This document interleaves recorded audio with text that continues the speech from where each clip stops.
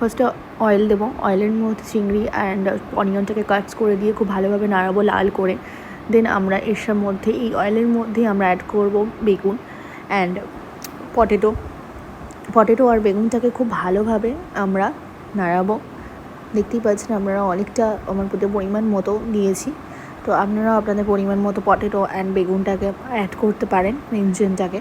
দেন আমরা খুব ভালোভাবে নাড়াচ্ছি পটেটো, বেঞ্জেন, অনিয়ন অ্যান্ড চিংড়ি মাছটাকে অয়েলের মধ্যে। দেন পটেটো থেকে বেঞ্জেন অ্যান্ড পটেটো থেকে জল ছেড়ে দিয়েছে। দেন আমরা ওর মধ্যে চিলি পাউডার পরিমাণ মতো, সল্ট পরিমাণ মতো অ্যান্ড দেন আমরা অ্যাড করছি হচ্ছে টারমারিক পরিমাণ মতো, সেটা আপনাদের পরিমাণ মতো আপনারা দিয়ে দেবেন। এবার আমরা জিনিসটাকে খুব ভালোভাবে নাড়াবো যাতে মিক্সড হয়ে যায় চিলি পাউডার, টারমারিক অ্যান্ড সল্টটা তরকারিটার মধ্যে খুব ভালোভাবে। আমরা ভালোভাবে ওটাকে কষবো তরকারিটাকে, যতক্ষণ না পর্যন্ত একটু লাল হচ্ছে আর কালারটা আসছে, খুব ভালোভাবে নাড়তে থাকবো।